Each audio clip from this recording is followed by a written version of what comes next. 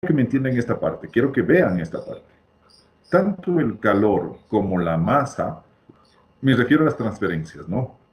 O si quieren verle como propiedad de calor y masa, estas dos son propiedades o son cantidades escalares.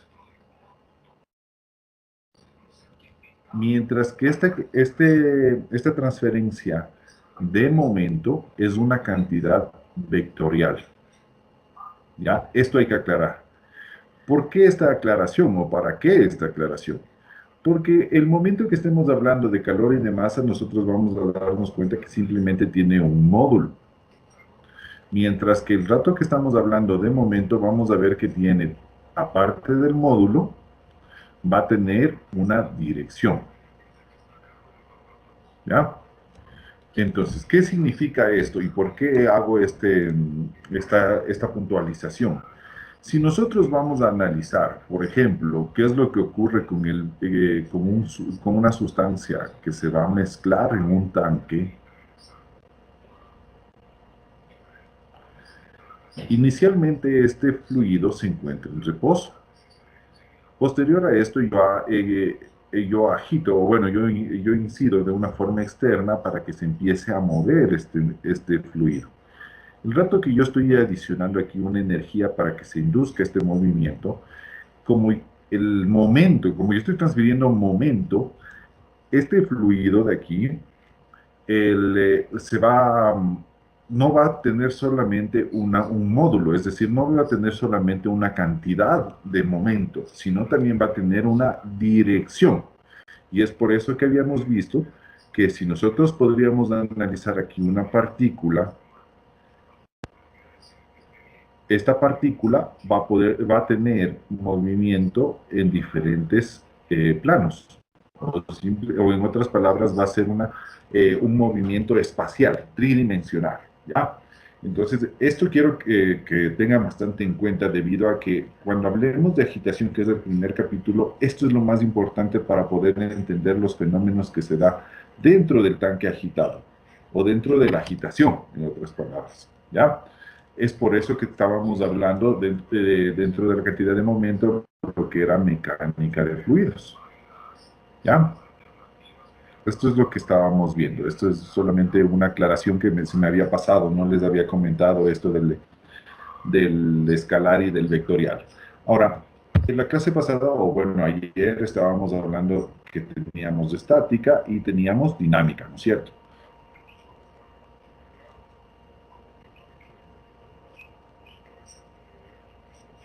¿Ya? Entonces teníamos aquí el movimiento de un fluido a través de una tubería. ¿Qué sucede si es que yo analizo a este sistema aquí? Nosotros vamos a definir que nuestro sistema sea este. ¿Ya? Si vimos la condición de no desplazamiento, ¿verdad, chicos? Esta parte de la estática ya hablamos. De hecho, por eso justamente les hacía mención de que ¿cómo se llama? En agitación va a haber un movimiento espacial, ¿no? Ahora, ¿qué sucede cuando nosotros analizamos un sistema dinámico? Es decir, en esta parte de acá. Cuando hay un sistema dinámico, y pongamos un ejemplo a través de una tubería, nosotros vamos a ver que la cantidad de materia, o en otras palabras, las moléculas que están pegaditas aquí a la tubería, van a sufrir una condición que se llama la condición de no desplazamiento. ¿Qué es esto? Debido a la fricción que se genera, a ver, veamos otro color. Debido a la fricción que se genera entre esta capa de aquí, que se llama capa límite,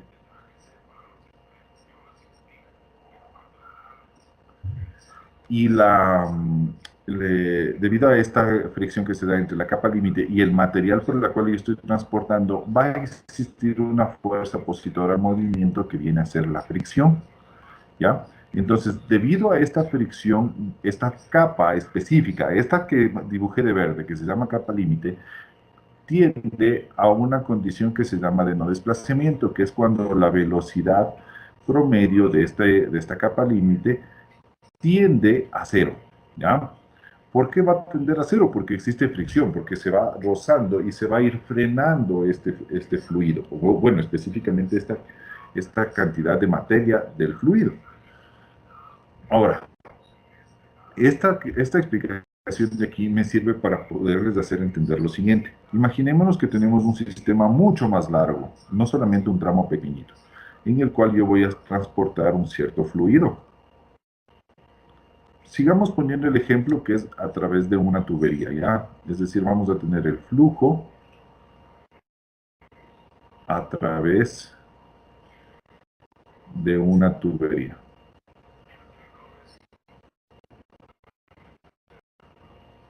¿ya? Entonces, aquí nuestro sistema se hace mucho más grande, ¿no? Entonces, en nuestro sistema tenemos todo esto, ¿ya? Ayer habíamos visto que para poder saber cómo se está moviendo este fluido, íbamos a utilizar un número dimensional que se llamaba el número de Reynolds. Que en sí, el número de Reynolds era, como se decía, las fuerzas, bueno, aquí escribí inercia, sobre las fuerzas viscosas.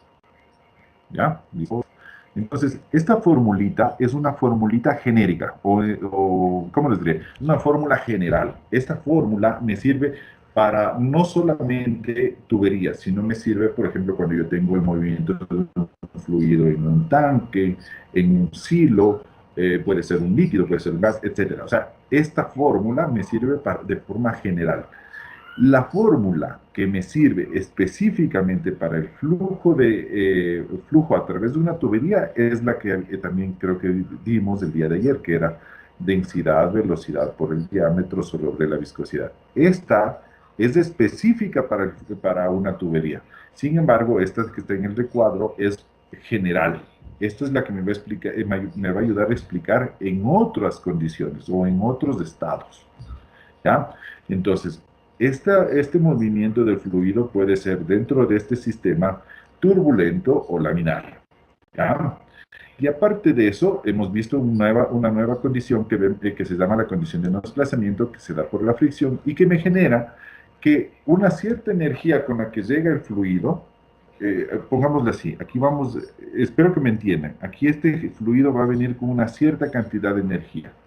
Acá, al final, llega con una cantidad menor. ¿Por qué con una cantidad menor? Porque debido a la fricción hay una cierta cantidad de energía que se va a perder de este sistema. ¿Por qué? Por la fricción. Entonces aquí voy a tener una energía mecánica perdida. ¿Ya?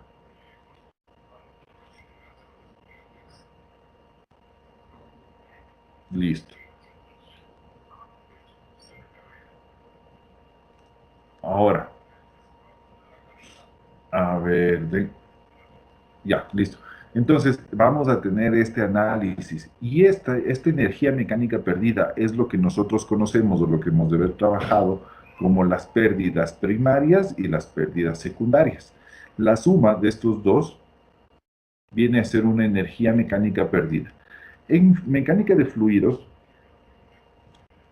en mecánica de fluidos esto se trabaja en metros. Sin embargo, cuando se hace balances de energía en sí, estos metros va a ser un estilo de energía, no es un estilo, perdón, es una energía que se está perdiendo, ¿ya? Entonces, acuérdense de este gráfico, les voy a borrarlo de acá arriba.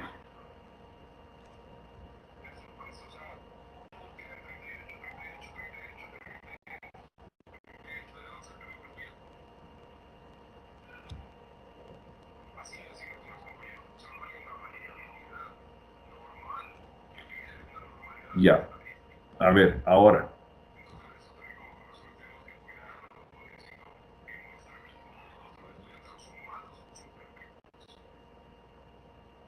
verán, ¿qué es lo que sucede si, por ejemplo, este tramo, me refiero al tramo entre uno y 2, es demasiado largo? O, por ejemplo, 2 está arriba que uno, que es el típico caso, ¿no? Déjenme les borro esto, perdón.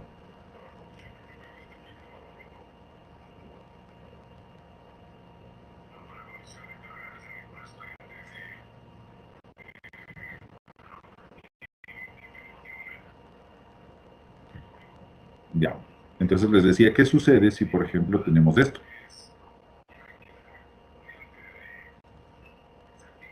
Se pierde la velocidad, entonces podemos utilizar una fuerza externa. Esta fuerza externa es simplemente el momento que colocamos un dispositivo mecánico que ustedes ya saben que es una bombita, ¿no es cierto? Entonces, esta bomba va a consumir energía, ¿ya? La bomba es un dispositivo mecánico que me ayuda a elevar la presión de un fluido, pero cuando consume energía. Entonces, ¿qué sucede el momento que hacemos el balance de energía aquí? ¿Ya? Tomando en cuenta que ya tenemos un dispositivo mecánico. ¿Cómo me va a quedar mi balance de energía? Mi balance de energía va a quedar la energía que entra con el fluido, que es E1, esto llamémosle EB, energía de la bomba, más la energía de la bomba es igual a la energía con la que sale más la energía mecánica perdida, ¿sí? O simplemente pongámosle como energía perdida, ¿ya? Para que me entiendan,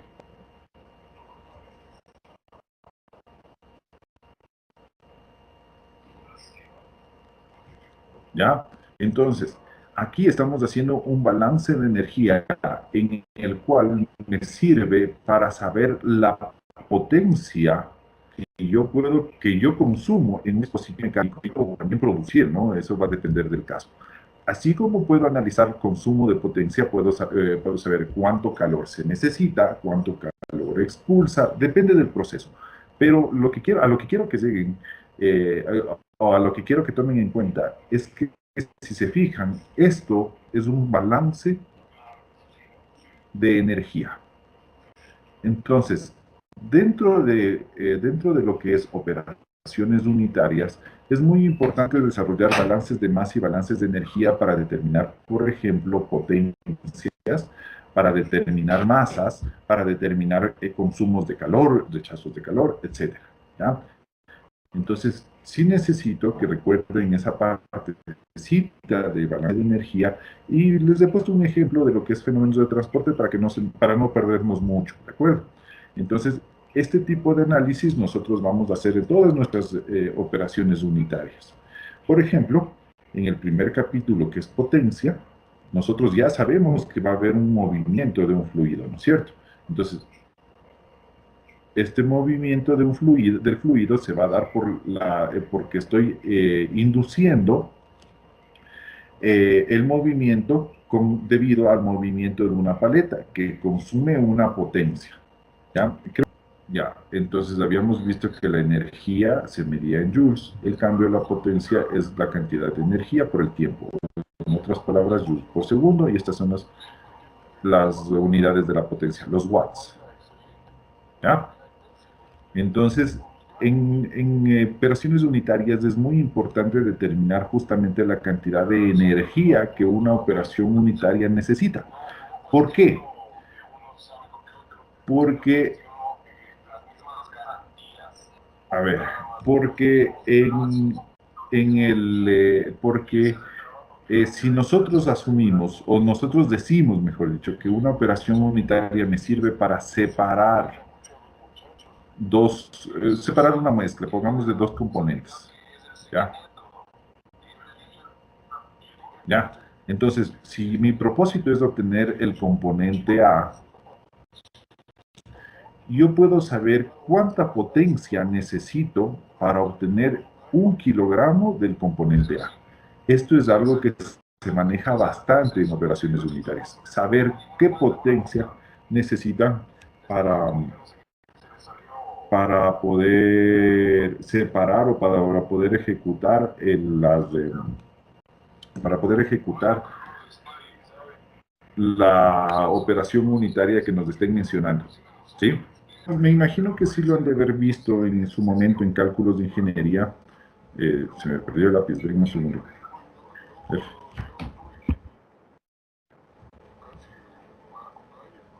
Ya. Sí han de haber escuchado dentro de cálculos de ingeniería ciertos conceptos. Por ejemplo, lo que es un sistema. Sistema viene a ser una porción del espacio que quiero estudiar, ¿ya?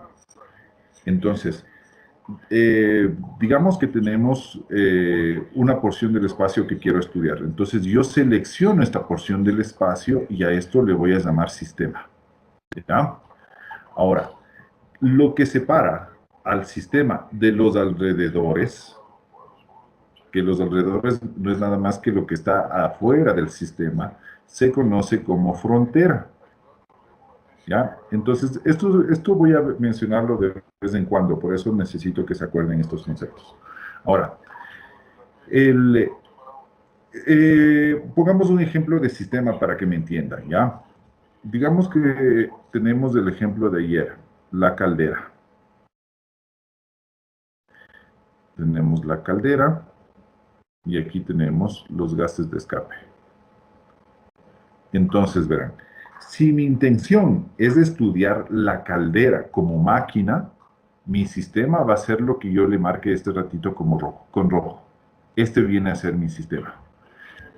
Pero si es que es, mi sistema o lo que yo quiero estudiar son los gases de escape, yo soy el que digo y van a ser este sistema que acabo de marcar en amarillo. Esa es la diferencia. Si le ven, un sistema es una porción de espacio que quiero estudiar. Va a depender de nuestro interés para poder definir a nuestro sistema.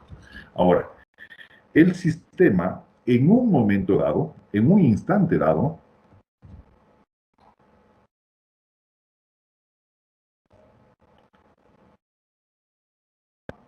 es decir, en un tiempo t, va a tener ciertas características, ¿ya? Estas características, o en otras palabras, las características de un sistema en un tiempo t o en un instante dado, se conocen como propiedades.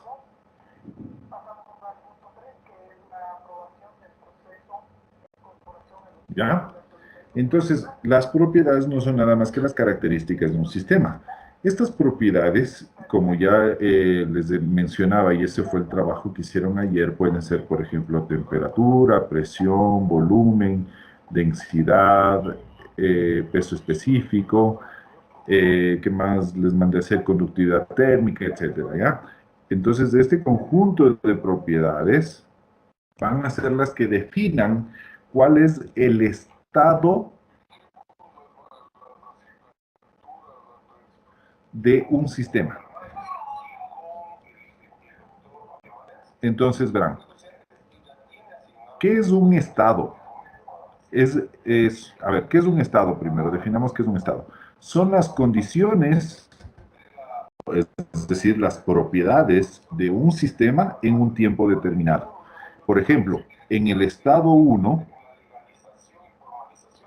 este sistema puede tener una temperatura T1 y una presión. Eso es un estado. Son las propiedades o las condiciones de las que se encuentra en un instante dado un sistema. ¿Ya? Ahora, si es que el estado, perdón, si es que el sistema se mantiene como el mismo sistema, es decir, llamémosle sistema 1, este se mantiene como sistema 1, pero en un instante T2 ha cambiado sus características, es decir, ha cambiado sus propiedades. Este sistema ha cambiado al estado 2, ¿ya? El cambio entre el estado 1 y el estado 2, o al estado 2, perdón, se conoce como, perdón, me escribí mal,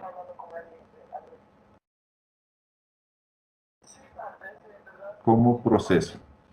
Si es que este sistema, el mismo sistema, aquí perdón me he equivocado, aquí es el mismo sistema 1, cambia sus propiedades en un tiempo 2, ha llegado o ha pasado a un estado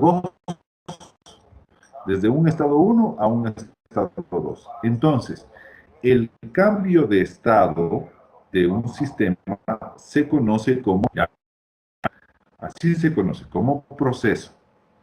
Verán, cuando hablemos de operaciones unitarias, nosotros vamos a hablar de, puede ser de un proceso o de varios procesos. Aquí pongámosle varios procesos. ¿A qué se refiere?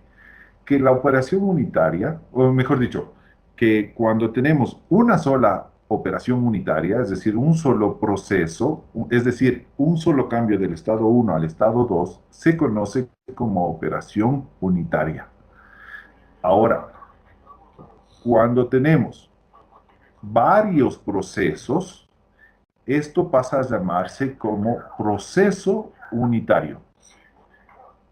¿Ya? Les voy a cambiar de pantalla más bien para explicarles bien.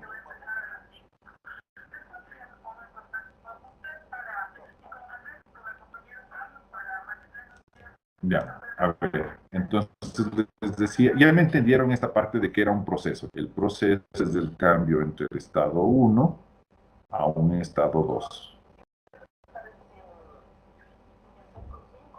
Ya. Entonces, si ustedes se fijan, pongamos un ejemplo, en una empresa puede haber un solo proceso o puede haber varios procesos. ¿Ya? Puedo tener estas dos opciones. Ahora verán, en operaciones unitarias se puede trabajar en ambos escenarios, cuando tengo un solo proceso o cuando tengo varios. En operaciones unitarias o en el campo ingenieril, mejor dicho, esa sería la explicación correcta. En el campo ingenieril, cuando tengo un solo proceso de separación, porque acuérdense el concepto de operaciones unitarias que les di, eran procesos de separación prácticamente. Tenemos que cuando tenemos un solo proceso, ahí se conoce como operación unitaria. Pero si nosotros tenemos varios procesos dentro de este tratamiento, se conoce como proceso unitario. Eso para que tengan presente, ¿no? Obviamente, cada proceso en los procesos unitarios va a tener sus propias características. Para que se entienda mejor, les voy a hacer un diagrama y aquí vamos a entrar con algo que es la primera unidad de generalidades, diagramas. ¿Ya? Entonces, un diagrama no es nada más que la representación gráfica de algo, ¿ya? Entonces, si vamos a hablar diagramas de proceso, esto vendría a ser la representación gráfica de un proceso, ¿ya? Entonces, uno de los más comunes es el diagrama de bloques, y eso es lo que voy a hacer, ¿ya? Después les voy a enfatizar qué es y cómo se hace. Entonces, cuando hablamos de un solo proceso, y acá vamos a tener más de dos procesos, ¿ya? Para que vean la diferencia. Entonces, cuando tenemos un solo proceso, mi diagrama de proceso puede representarse de esta manera, en donde estas flechas que ustedes ven aquí pueden representar o bien masa o bien energía. Ya les aclaro bien cuándo hacerlo, ¿no? Pero por lo pronto dejémoslo así. Mientras que cuando tenemos un proceso una operación de varios procesos, o se puede representar de esta manera. Va a depender, ¿no? Pero les estoy poniendo un ejemplo. Sería así. Entonces, aquí es 1, aquí es 1 y 2. ¿Ya? Ahora, esto es de hecho justamente lo que vamos a analizar en esta partecita de generalidades. Les había dicho que antes de la unidad 1 nos íbamos a tomar un tiempito para analizar lo que son generalidades. Vamos a hablar aquí específicamente de diagramas de proceso. ¿Ya? Antes de irnos, hablemos de esto. Entonces, por ejemplo, vamos a tomarnos estos minutos para terminar de repasar esto de la transferencia de calor. Dentro de la transferencia de calor existen tres mecanismos.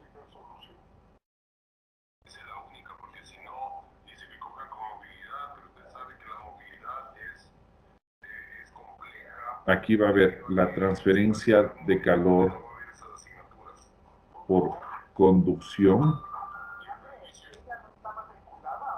transferencia de calor por convección, transferencia de calor por radiación. Estos van a ser los tres mecanismos de transferencia de calor. ¿Cuándo se da una transferencia de calor por conducción? Va a ser cuando se dé la transferencia de energía en forma de calor entre moléculas adyacentes. ¿Ya? Es decir, si nosotros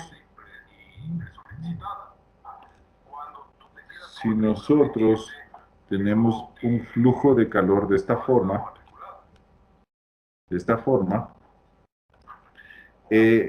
la transferencia de calor se va a dar desde esta molécula de aquí hacia la molécula adyacente debido a vibración o debido a movimientos, etcétera, y después va a venir a esta molécula acá, luego nuevamente a esta de acá, y por último la transferencia de calor ha llegado desde el punto 1 hacia el punto 2.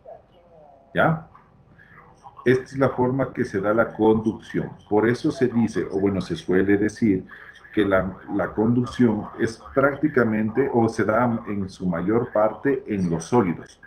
Porque en los sólidos tenemos una estructura muy pegada, o tenemos moléculas muy pegadas, en las cuales se puede dar la transferencia por moléculas adyacentes. Ahora, ¿qué es lo que sucede en la convección? A la convección se le puede considerar como una transferencia de calor combinada.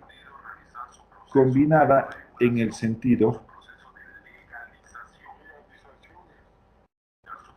de que vamos a tener una conducción, por ejemplo aquí en esta lámina azul que le estoy haciendo, y el movimiento de un fluido. Por ejemplo, si nosotros tenemos aire que está circulando por esta parte de acá. Entonces, esta transferencia de calor combinada entre conducción y el movimiento de un fluido se conoce como convección. Y por último, bueno, lo que es la radiación que se da por radiación térmica.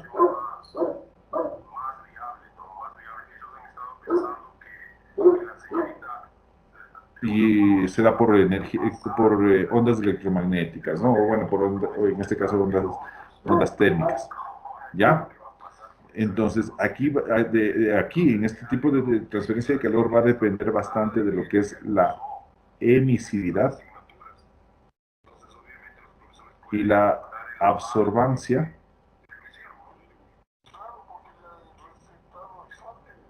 que tiene que la absorbancia que tiene un cuerpo.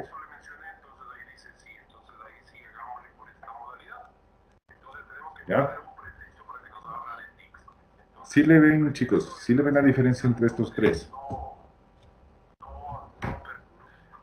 Estos van a ser los mecanismos. Ahora, ¿cuáles son los instrumentos o los aparatos o los equipos de transferencia de calor? Ustedes de esto sí deben saber. Los intercambiadores. La única consideración que aquí vamos a tratar es que aparte de intercambiadores de calor en forma general, es decir, los que me sirven para generar un delta T, sea de calentamiento, sea de enfriamiento, nosotros también tenemos acá evaporadores o condensadores. ¿Ya? ¿Cuál es la diferencia entre este tipo de equipos y este tipo de acá? Aquí no existe, o bueno, se da solamente un movimiento molecular, ¿ya? Para que no se confunda. Es decir, solamente aumenta la temperatura. Mientras que aquí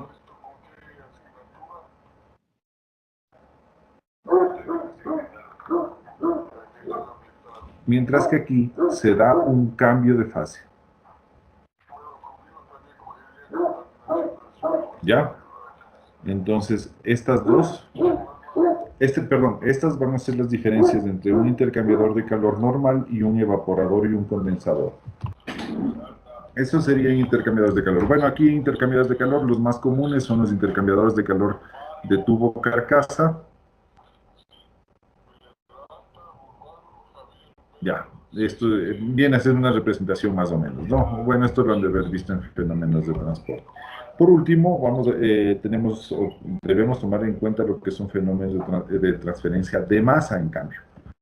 Estos fenómenos de transferencia de masa, y hablamos un poquito en la clase pasada, habíamos visto que esta transferencia de masa se daba debido a un diferencial de concentraciones, o en otras palabras, la fuerza impulsora para que se dé esta transferencia de masa es un diferencial de concentración, y habíamos visto el ejemplo. Aquí lo que me interesa dentro de la transferencia de masa es la velocidad. Bueno, me voy a adelantar con un término: velocidad de difusión de un componente en otro. O en otras palabras, la velocidad de difusión, por ejemplo, de A en B. Esto es lo que nos va a interesar, o casi siempre nos interesa determinar. ¿Esto cómo lo puedo calcular? Lo puedo calcular en función del coeficiente de difusividad.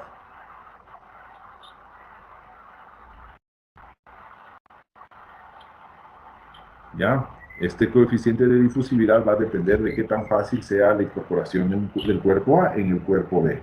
Esto necesito que recuerden, ¿no? O bueno, que repasen. Sí, bueno, esto de hecho les va a servir también para lo que es contaminación del aire. Entonces les recomiendo que